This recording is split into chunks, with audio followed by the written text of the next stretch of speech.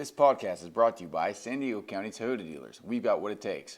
Fix Auto, Corky's Pest Control, and Lolita's Family Restaurant. Hey there, sports fans. Christian Pedersen, Chris Smith, Montel Allen is the man in the box, and Tommy Morse will be joining us soon. He is back on exile after picking against Torrey Pines last week. Guys, good to have you back in San Diego. Thank you for joining us for another podcast extraordinaire.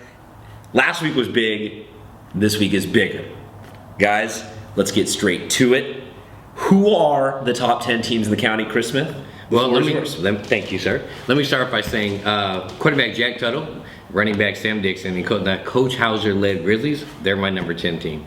Joey Moronis last week had 3 touchdowns against Lincoln. The Patriots show why they're a force to be reckoned with in D3. With Jonathan Stein and the speedy wide receiver Benjamin Goodwin, and the Christian Patriots at 7-0, they are my number 9 team. Tristan Hughes, Jared Adelman, and Garrett Van Ostrand are rolling. The Titans are my number 18. With a blowout win over Castle Park last week for their homecoming game, the CJ Verdell-led Crusaders are my number 17. The balanced running and passing game for the Hillers are paying dividends. With an impressive win over previously unbeaten Valhalla last week, Grossmont moves into my number 16. With some impressive wins over league opponents over the last few weeks, Helix has proved that they are still belong in the top 5 conversation. Ezekiel Noah and Scotty Young are leading the way for the Highlanders. Helix is my number 5 team. Rodney Thompson continues to drive his team toward the Open Division. And with only 1 loss this season to the Warhawks, the Saintsmen are my number 4 team. Junior quarterback Christian Lewis has stepped in to fill the void when Mark Salazar got hurt. And Milan Grice is only getting better closer toward the playoffs. Grice currently has over 800 yards rushing this season through 7 games. And he's averaging 160 yards per game. It's going to be tough to stop that Bronco offense. Rancho Bernardo is my number 3 team. The dynamic duo of Eastwood and Poma continues to carry the load for Sean Doyle's Dons. They look invincible this year. And with the showdown with the Saints looming on the horizon, the Holy Bowl is going to mean something special this year. It's going to be huge. The Dons are my number 2 team.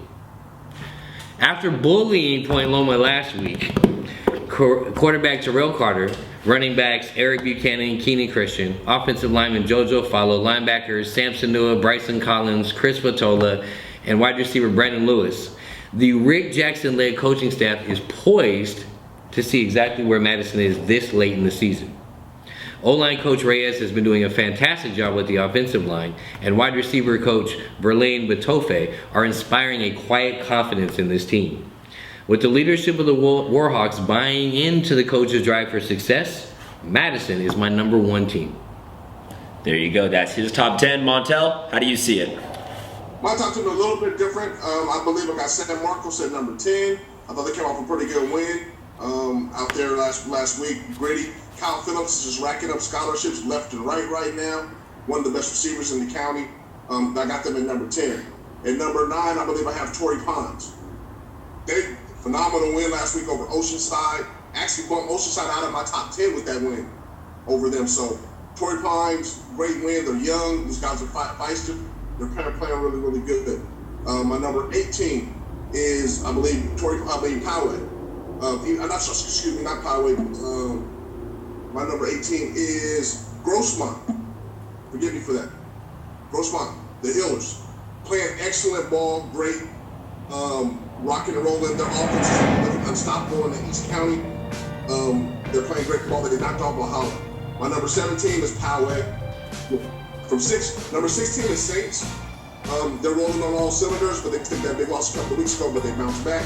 Number 5 is Helix. Number 4 is Mater Dei. My number 3 is RB. My number 2 is Madison, who's playing on all cylinders, like Chris said. And number 1 is the Dons. It looks like an open division. All these guys are headed for a collision course. It should be a good turnout, man. I'm looking for these last couple of games of the season to see how everything falls out. It's not even going to be this last couple of games of the season. It's going to be well into the playoffs when we're still even figuring this out. It's going to be absolute insanity. We go now to Mr. Tommy Morris, who picked against Torrey Pines last week. So he is serving a brutal punishment this week. Tommy, where are you at? Thanks, guys. I've accepted another terrible punishment. I have to be at the Lakers-Warriors game here at Valley View Casino Center. What a major bummer. Sorry I can't be there with you guys. But I do have my top 10 with me. I've got my game picks. I got everything. So let me get right to my top 10. First of all, at number 10, it's Bishop's cracked my top 10 for the first time. Jeffrey Jackson, 334 passing yards, 6 touchdowns in their win versus Horizon. Good for him. Number 9 is Christian. Joey Moronis, 24 carries, 129 yards, and 5 touchdowns versus Lincoln. Number 7 is Grossmont. Dominique Rivera with, I've never seen the stat line before, 17 receptions in one game, 205 yards and 3 touchdowns. Heck of a game for him. Number 7 is Saints, 6 Mater Dei, 5 is Poway, 4 is Helix, 3 is Rancho Bernardo, 2 is Madison, and my number 1 team still, as they have been all year, Cathedral Catholic. Well, there's the top 10. Guys, it's getting crowded at the top. Yeah. It's getting But crowded. wait a minute. How is that a punishment? That's Golden State and the Lakers. Yeah, it's not high school football, though. That's true. That's how it's a punishment. It's not high school football. We got big things to talk about. Let's move into some big things about last week. Chris, give me your shout-outs from last week. Shout out. My first down goes to Braxton Burmeister. Every week seems like he's breaking another record. This kid's a 4-year starter for La Jolla Country Day and may finish his career as San Diego's most prolific passer. Way to go, Braxton. I consider him the X factor. I like it. And he's just getting started. Like That's true. he's hungry for college. That is true. And the next level. So that's fun to watch. My second down shout out goes to Bonita Vista wide receiver Keenan Ellis, who just committed to Brigham Young University. And actually, Keenan on our episode yesterday is one of our top recruits. So if you want to get a little more insight as to what makes him so good, you can go check that out on our website. My third down goes to another quarterback, this time out of Grossmont, Hunter Gaines. He's slowly going unnoticed, but when you look at the stat line, this kid's got 1,600 passing yards, and he's averaging 240 a game. Way to go. He started as the perception of being just kind of a game manager who was going to get the ball to Chevelle Sternley Right. and company, and he has turned into the bedrock of an offense that just Continues keeps to roll. building momentum every week. Absolutely. And my fourth down is another quarterback, probably the sleeper quarterback of the entire county. Lay it on me. That's Orange Glen's Blaine Bailey. Off the field, he's a quiet kid, but on the field, his stats are unbelievable.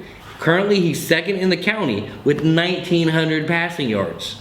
Blaine is getting the job done for the Patriots. Way to go, B.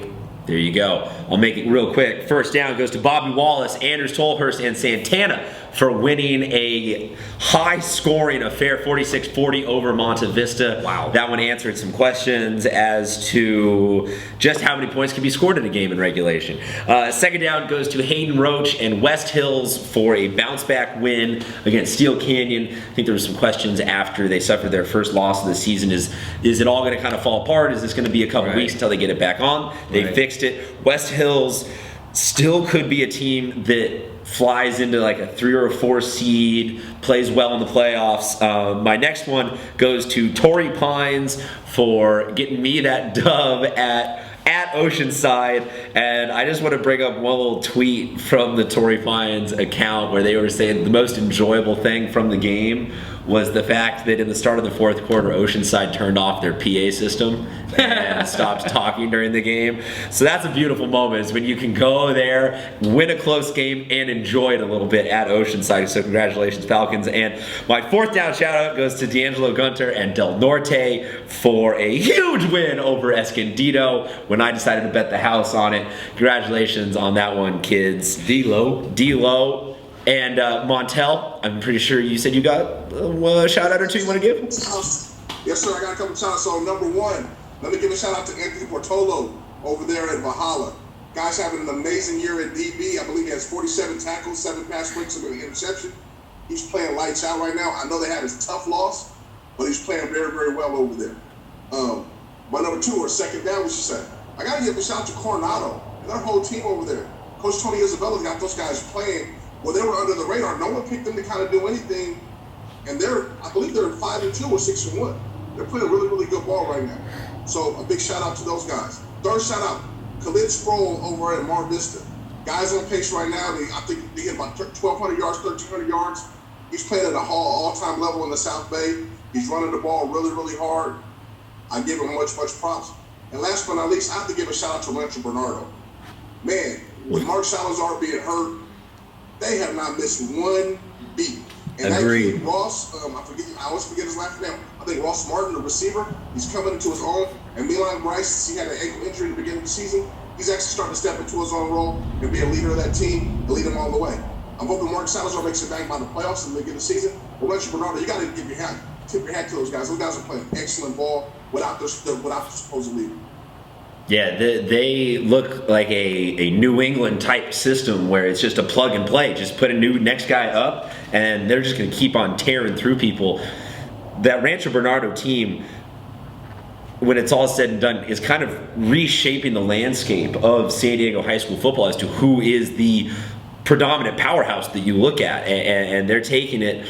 They're taking it kind of by storm. I feel like they had a great season last year, and everyone was like, "Oh, congratulations!" But they're like, "Well, that was nothing. Like, look at the new heights that we're going to achieve." So, absolutely agree. I think last year a lot of people, after they won state, they were kind of thinking, "Well, this is a one and done. This is a fluke."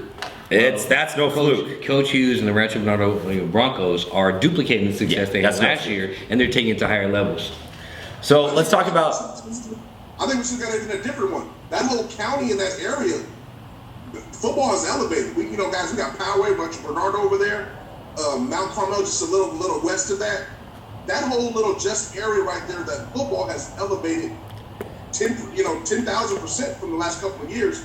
So now those guys are becoming known powerhouses in the county. East of the 15, north of the 52, that's where you can find good football being played in San Diego County. Let's talk about some more good football. We got game picks.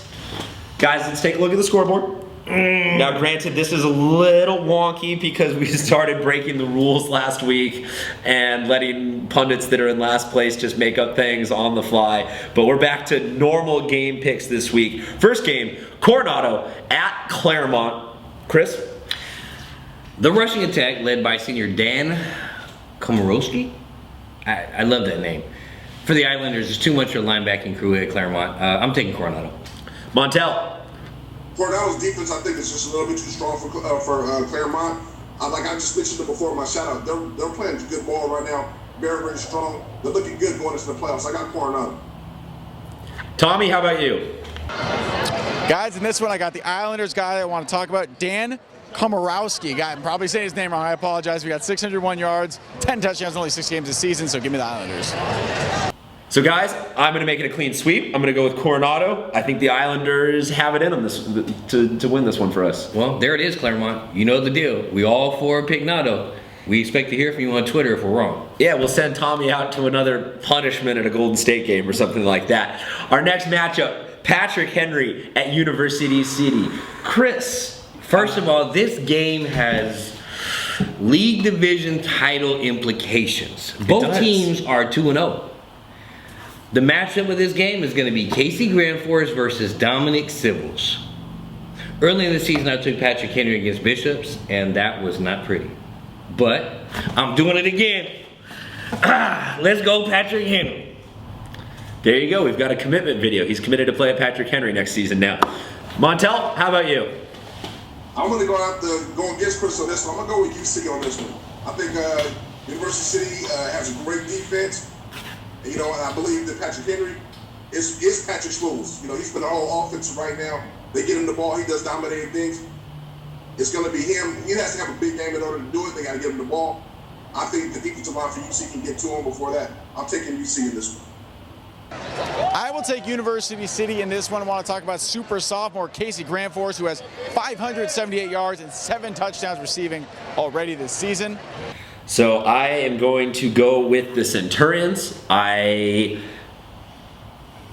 feel a little scared right now because of it, but all I got to say is that UC this year has had the defense, and Patrick Henry is sort of a one-trick pony with Dominic Sibbles. So I see this one as a game of adjustments as to who makes the change in the second half and who can shut him down. I think both these teams will score real quick out of the gate, and then we'll see. It's just whoever makes that big change in the second half. Our next game. Before you go there. Oh, okay. All right. Yes, please.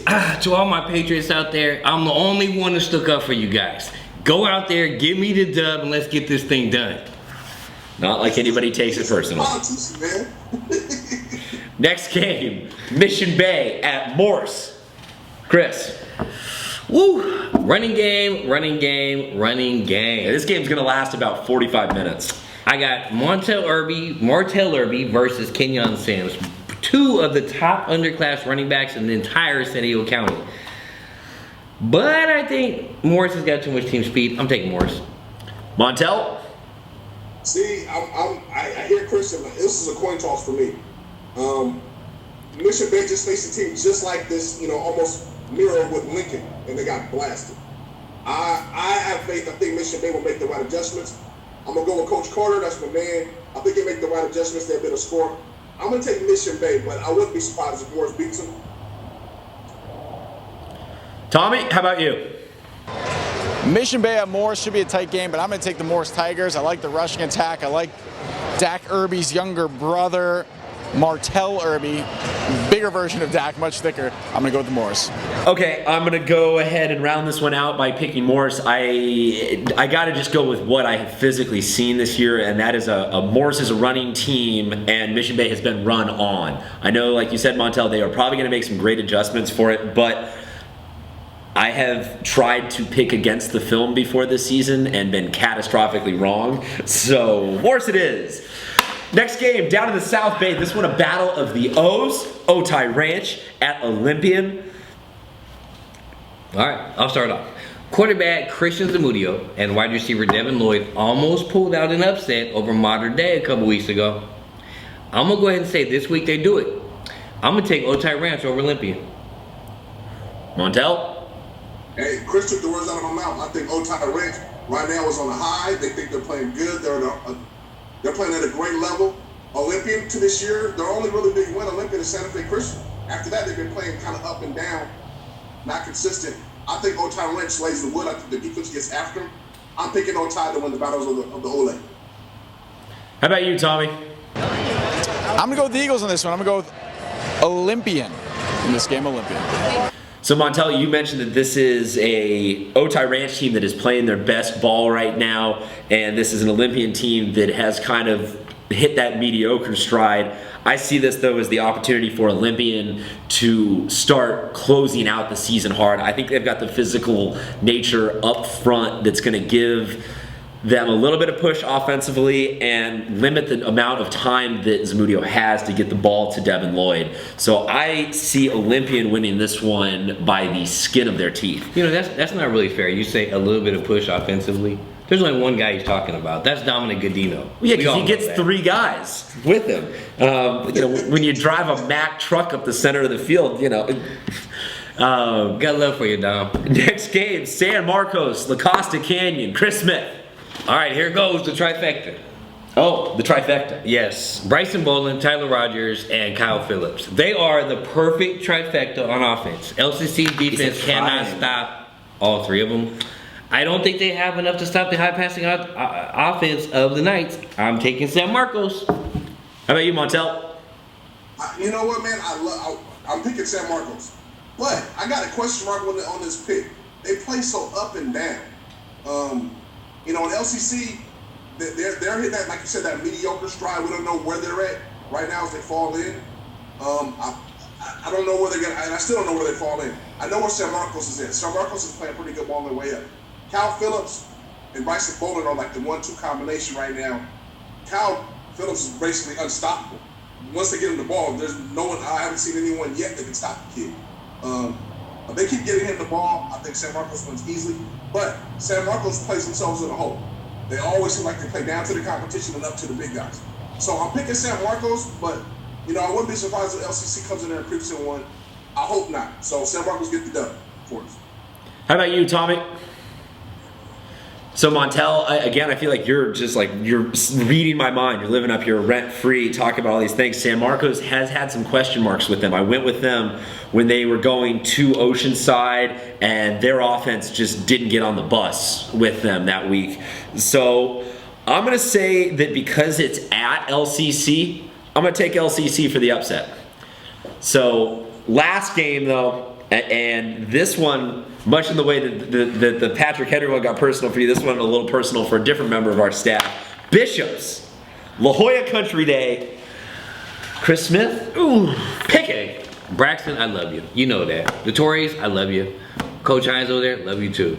With all that said, bruh, they're going against 3D. Daniel Anderson, that guy's going to shut down the running game for the Tories. And Moses Main's going to torch that secondary for the Tories.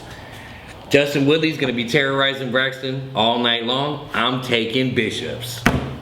There you go. Montel, how about you? I'm going to have to disagree. I mean, I love the Bishops. I love Big 3D. I love Woodley. I love the Bishop thing. But I believe blue. So I'm going with the Tories for the reason that Tories don't have a running game anyway. So 3D could actually be factored unless just putting a lot of pressure on them. Woodley's going to have to mirror Braxton. And now we got those receivers got to be covered by everyone. I think Braxton right now is at the level and playing that tough competition over Hawaii that he can find the open man and it can be a close game. I think it's going to be a grind-out game. I think people think it's going to be a high score. I don't think it's going to be that high score. I think it's going to be in the mid-20s, somewhere around there. Those guys are going to be battling. It's going to come down to the last 1 or 2 possessions like it has in the last couple of years. I'm taking the Tories. All right, guys, let's see what Tommy Morris has to say about this one. Tommy? Well, guys, we all know I'm a little bit biased in this one, so we all know I'm going to take La Jolla Country Day. And I want to do a little TBT to number 12. Then you get this guy the ball. Watch his highlights right now. Number 12, who is this guy? I don't know who he is. Somebody back from about 2007. But yeah, I'm going to take the Tories. I'm a homer. Sorry.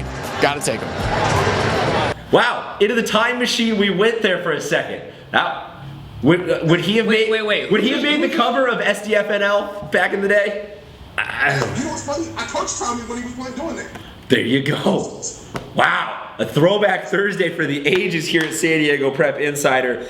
I like the way that this is breaking down because the out of studios going with Country Day and the in studios going with Bishops.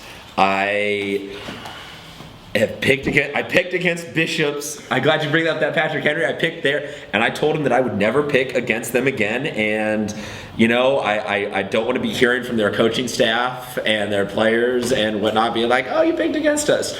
So after a bunch of coin flips and simulating this one on Madden, I will go with Bishops by the sheer fact that they will get the big play.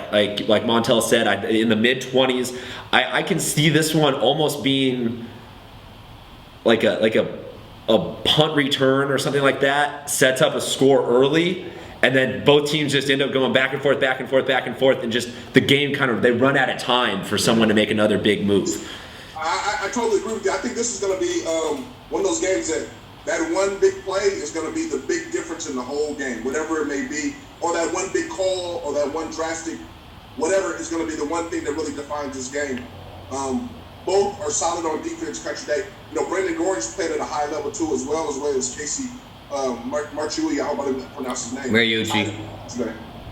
Yeah, he's playing very, very great, good ball. They're playing good on defense, but you know it's hard to fight against Bishops because they're putting up so many freaking points.